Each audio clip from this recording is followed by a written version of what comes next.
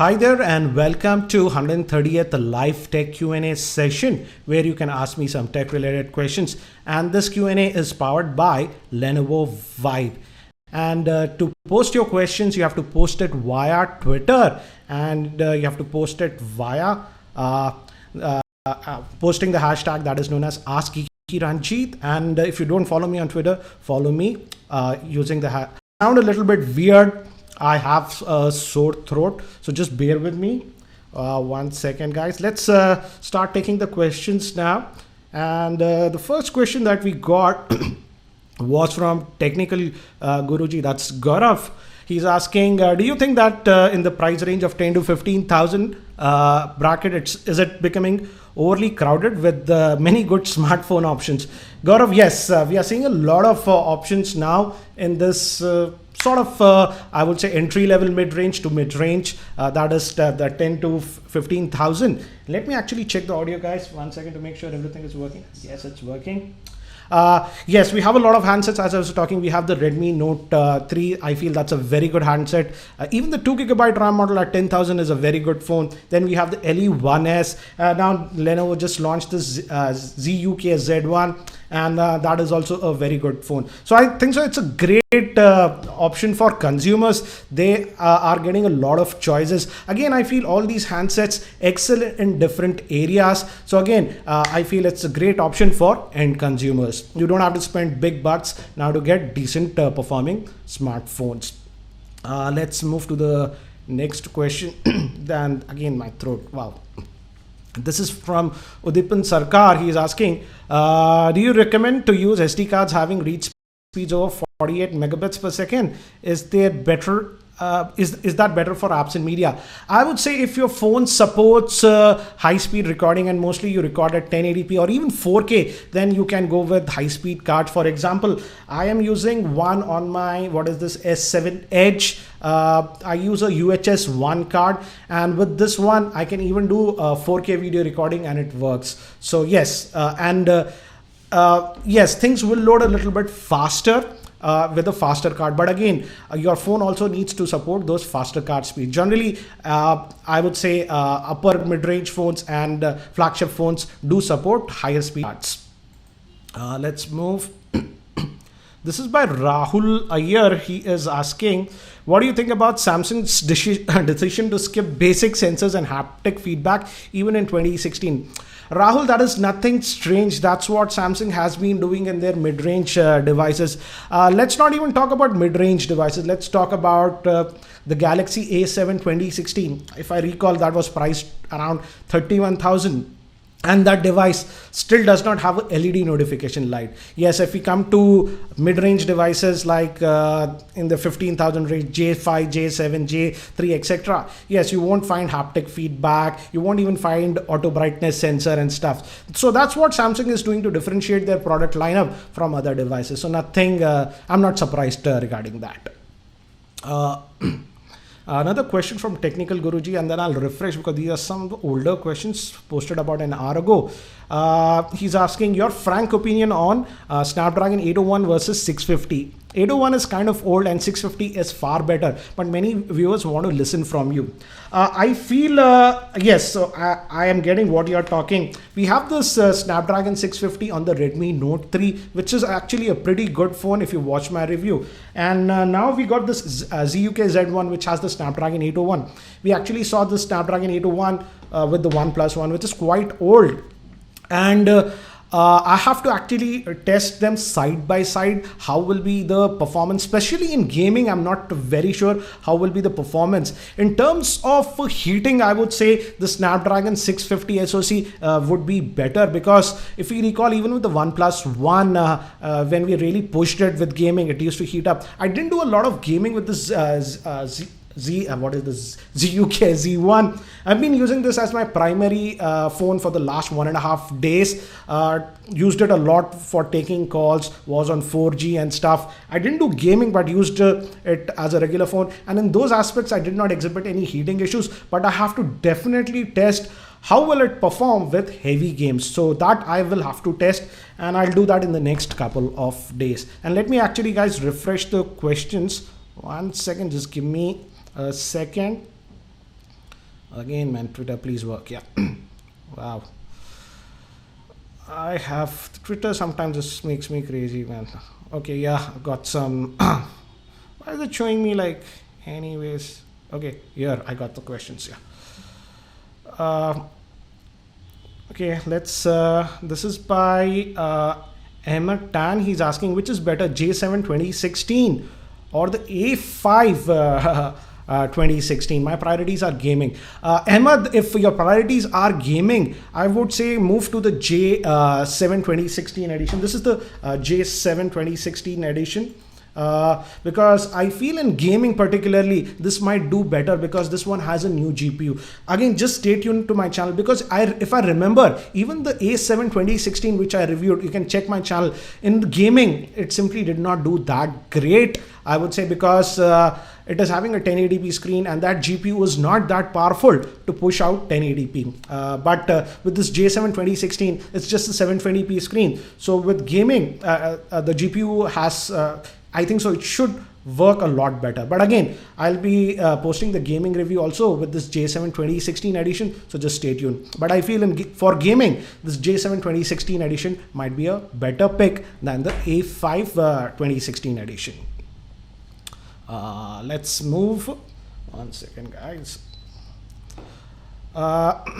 Some of you are asking me to review the Xiaomi in-ear basic headphones. Sorry guys, I have no plans to do that. I've already done 2 of the Xiaomi earphones. For example, the Mi in-ear that were for 999. Now I think so those have fallen down to about 500 rupees. And I recently also reviewed these. These are the Mi in-ear Pro, which are for 1400 rupees. And I have to say, guys, if you follow me, you know that I have tons and tons of headphones and I have some very expensive headphones also. But lately I am coming back to these and for, I think so these will be in my travel bag. For 1400 rupees, I would say the sound output that I'm getting from these is actually really good. Yes, it's not among the best, but again, for 1400 bucks, amazing sound quality, I would say. Problem is, again, it's a Xiaomi product. So most of the time it's out of stock. Let's move.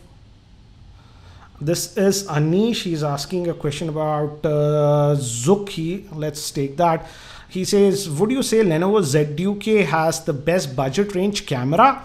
Okay, yeah. I feel I just posted the unboxing video of this Lenovo's ZUK just today. You can watch that, and I took a lot of pictures with it. And yes, I feel the camera is one of the best under the mid-range price point. The biggest advantage that the ZUK has compared to other mid-range devices is that it has optical image stabilization, and that really helps in artificial lighting and indoor lighting conditions, where most of the other phones simply don't have optical image stabilization. So again, you can check out that unboxing video that I posted just today with this ZUK. I've took a ton of sample pictures, and they came out pretty good. Actually, I was really surprised with the camera performance because Lenovo phones generally don't have that great camera performance.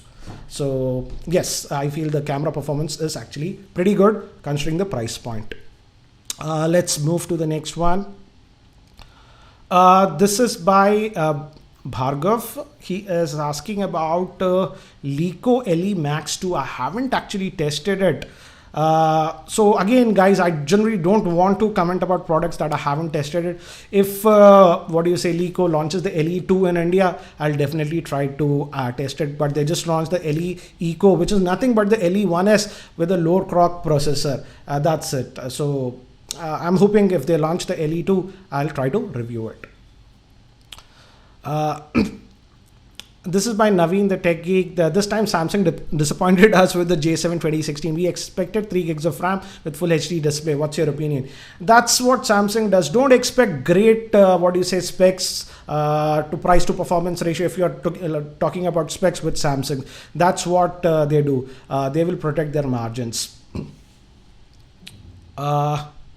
This is by Vignesh. He's asking, is the Sony Xperia Z3 a good buy or any other model under 25,000? No MIUI model and the Vibe X3. Okay. I would not recommend the Sony Xperia Z3 for the simple fact that it has major overheating issues, and in a country like India where the ambient temperatures are really high, you'll have a real problem with that device. If you're okay with your phone heating up too much and you're okay with that, go with that. But personally, I simply cannot recommend it, because I recommend some people the Xperia lineup and they bitch about me. Okay, why did you recommend us? It heats like crazy. And that is the reason, one of the reasons that I personally feel that Xperia phones in India are not doing that great. Hardware is nice, but they have terrible heating issues. Let's move to the next one. This is by Sandeep. Again, I got similar questions from others also. Let's take this. This is for Sandeep. He says, would you recommend me the Moto Nexus 6 at 20,000 or the Lenovo Vibe X3? Because it's that phone is. And also I don't like the fact that the screen quality on the Nexus 6 is not very accurate in my opinion. It's a little bit wonky. With low brightness, the screen gets a pink hue shade.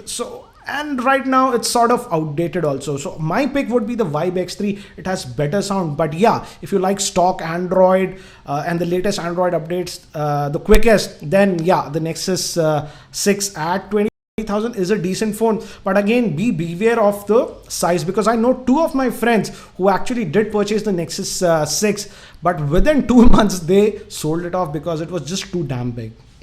Anyways, guys, let me check the audio if it's working fine. And guys, thank you. So early we touched 638 live users. So thumbs up for that. Let's continue. Please suggest me a good phone for my brother. He says Moto G 3rd generation, Redmi Note 3 or the Samsung Galaxy J7. I would say if you can wait, that's going to be launched. So if you can wait, but again, if you are on BSNL or MTNL, then I would not recommend you that, because I've heard that with mobile data, that those two networks have some issue. There's a new update that came out today on the Redmi Note 3. I didn't check if that update has solved that issue. So if any of you guys who's actually using a Redmi Note 3 on a BSNL or a MTNL network, how is your experience after the update? Do share it. I think so that info will be helpful to everyone. Let's move. This is by Chakshu Khanna. He's asking, will you recommend the ZUK Z1 as it has a pretty outdated processor? Yes, the ZUK Z1 has a Snapdragon 801 processor. I'm still testing the phone. I would say this is the ZUK Z1. It's just been 1.5 days since I've been using. Overall performance with regular usage was fine.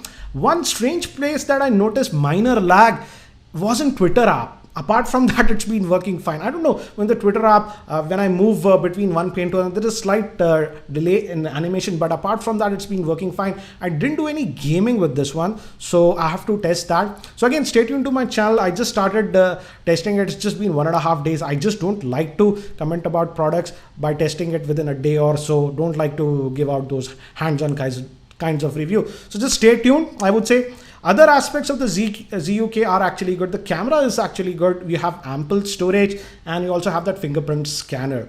But yeah, the Snapdragon 801 is an old processor. Let's see actually how it does with gaming. I will definitely test that. Let's move.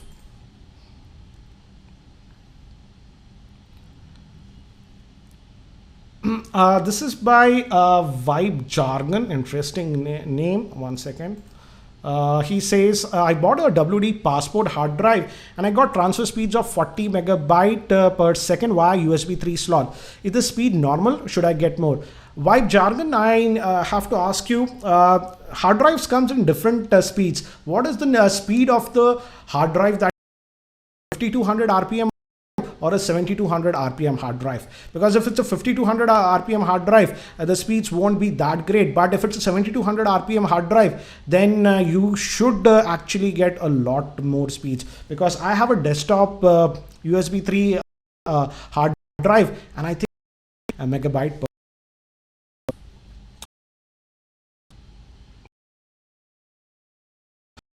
As far as I recall, the camera on the OnePlus One was simply not have the OnePlus.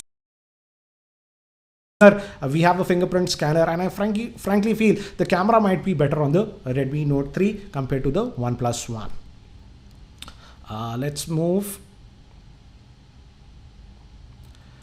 This is by again Naveen the Tech Geek. He's some warranty, purchased it and got it from US. With mobile phones, the warranty is just regional. So if you buy it only in India, then you're officially going to get the warranty. So let me just refresh the questions, guys, and let me actually bring up a poll that we have from Lenovo. So this is the question actually that Lenovo wants you guys to answer.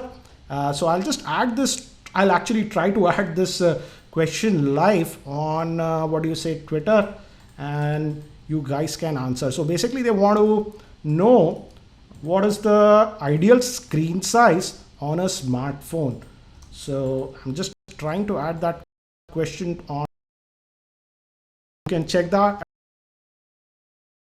Frank. Let's move. This is by Mysterious Rohan. He's asking for camera performance. Which one is better, Samsung Galaxy J7 2016 or the Samsung Galaxy A7 2016? I would say if camera is your highest priority, then the Galaxy A7 2016 would be a for the simple fact is that with the Galaxy A7 2016, we actually have optical image stabilization. And if I recall, the camera performance on the A7 was A7 2016 was actually pretty good. Whereas on the Galaxy J7, we simply do not have any optical image stabilization. I could get some decent shots even with this J7 2016 edition, but even if you shake a little bit, especially in indoor lighting, the pictures can come out to be blurry, which is not the case with the Galaxy A7 2016. So for camera, I would say Galaxy A7 2016 edition. Let me check the audio, guys. Okay, that's working. Great. Let's move.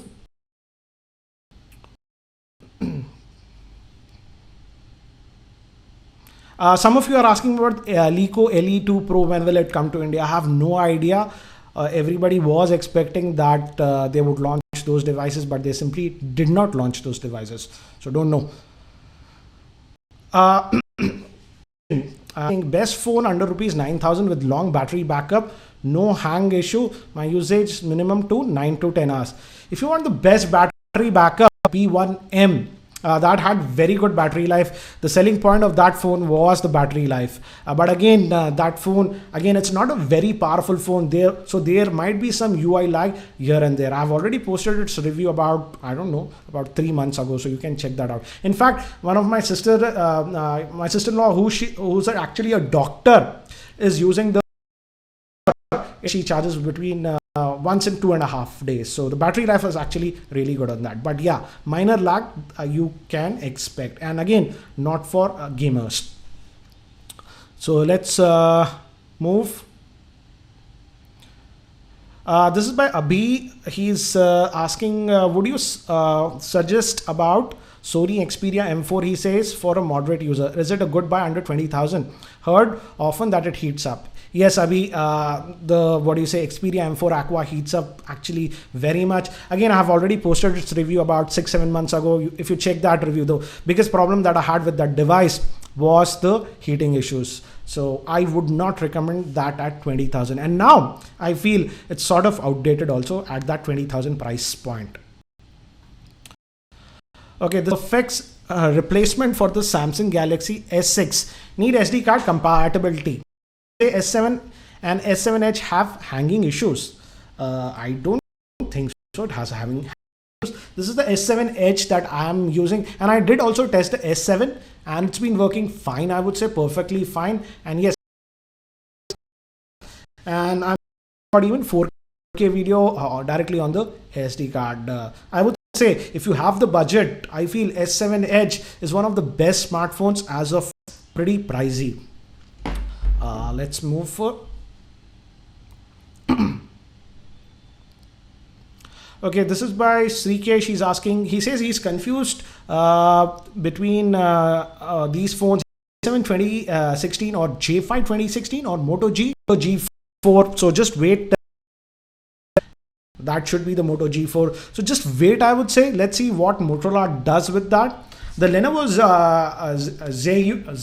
ZUK Z1 is a good phone. You are getting a lot of hardware for the price, I would say. You get a fingerprint scanner, you get 64 gigabytes of internal storage. The camera is actually good, but the processor is slightly old, I would say. So in terms of price to performance, I like the ZUK Z1 very much. But if you want to wait, you can wait for the Moto G4 and see what it offers. I would not recommend you the Moto G Turbo at this point, because I feel that the screen quality of the Moto G Turbo was not that great. I just hope Motorola puts a good quality panel on the G4. Actually, I really like the screen quality on this ZUK Z1. And in my unboxing video, the screen was a little, by default it is that, but if you go in the settings, you can actually play around with the color temperatures. And now I've set it to actually whites actually look white. Let me open Twitter if you guys can see. So it's completely customizable, and actually the screen quality is really good on this ZUK Z1, and battery life also is really good. So let's just move.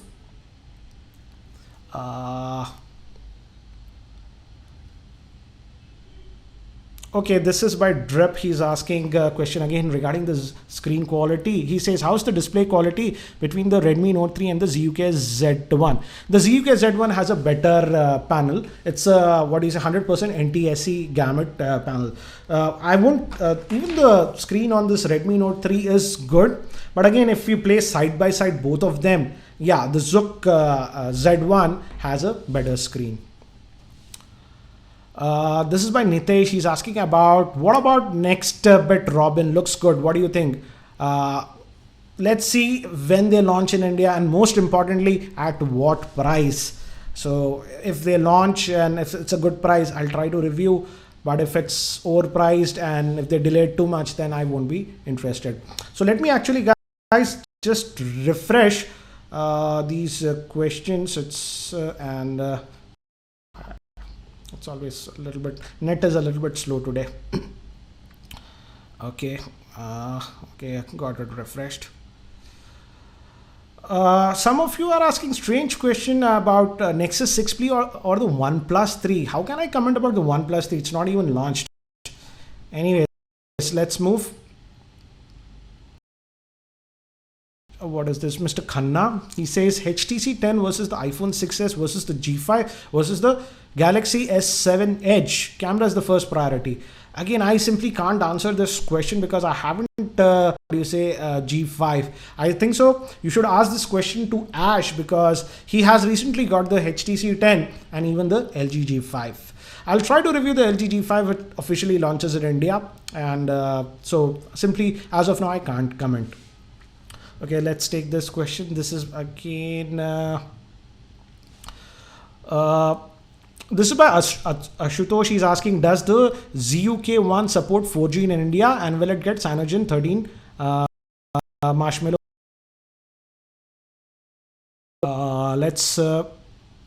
This is by Abdul. He's asking about a Wi-Fi router related question. He says, what's the difference between a 2.5, it's not 2.5, it's 2.4 gigahertz band and a 5 gigahertz band Wi-Fi router.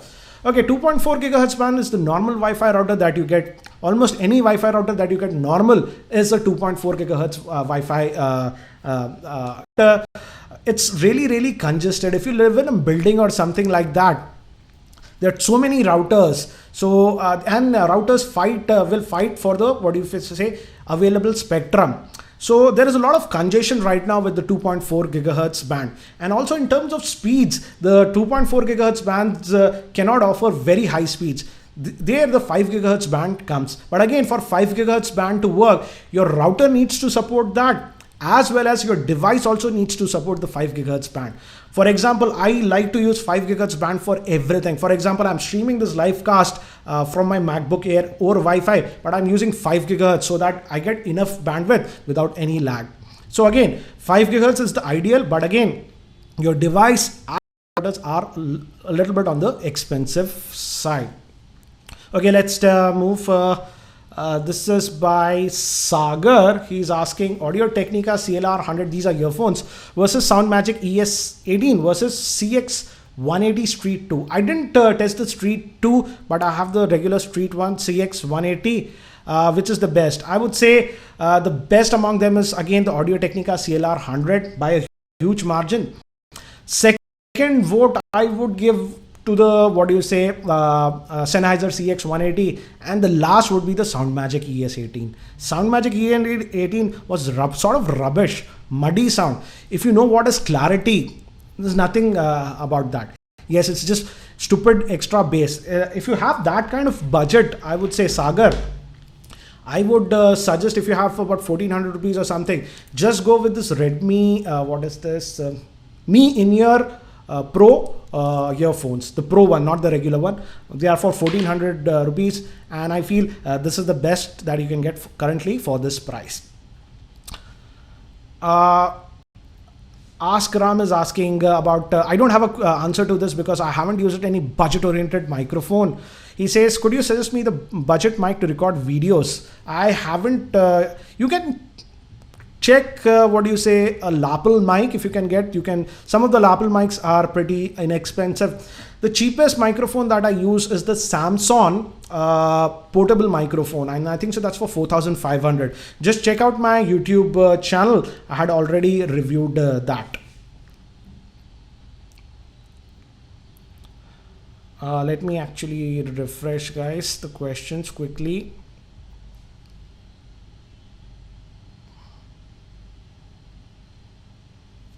Some of you are asking me about this. For example, Srikant asked me which camera is better, the J7 or the Redmi or the Xiaomi Mi 3. I just don't recall, so I simply can't comment. I just don't recall of how was the camera performance. It's a very old device, guys.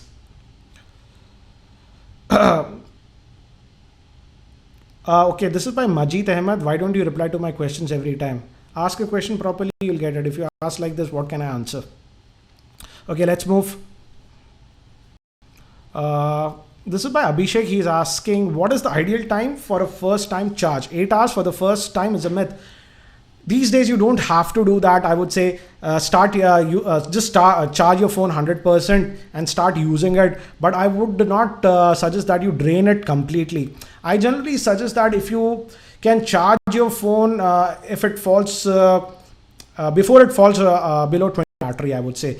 I know many people who drain their phones almost to 0% and charge it. That is actually really, really bad for your phone. So just use the phone normally, and if you can avoid discharging it completely, that would be the best for the battery life.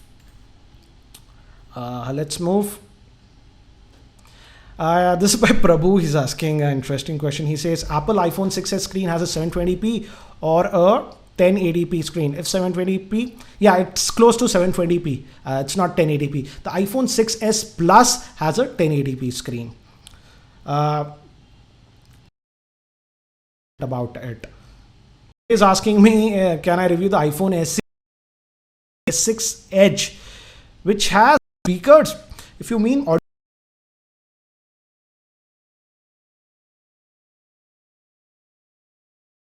move. Okay, it's working fine now. Some buffering issues, guys. Network is acting a little bit wonky today. Okay, let's take this. This is by Archil. He's asking, which dual SIM mid-range device would you recommend for parents who take a lot of pictures and use social pictures? Oh my god.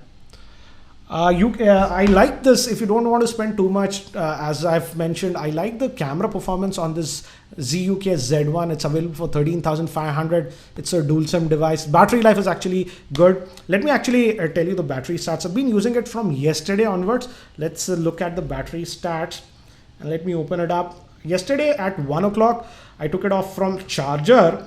So it's what now, about 30 odd hours, and currently the battery life is at 26%.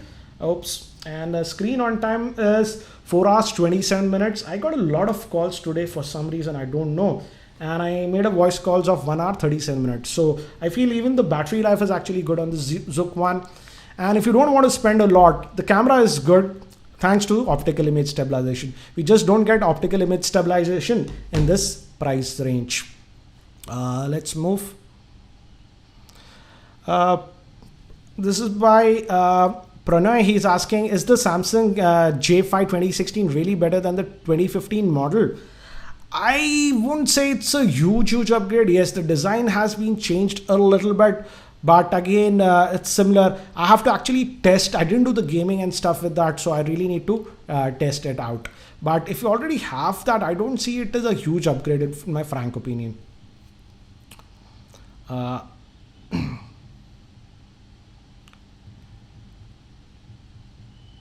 this is by Sohail. He's asked.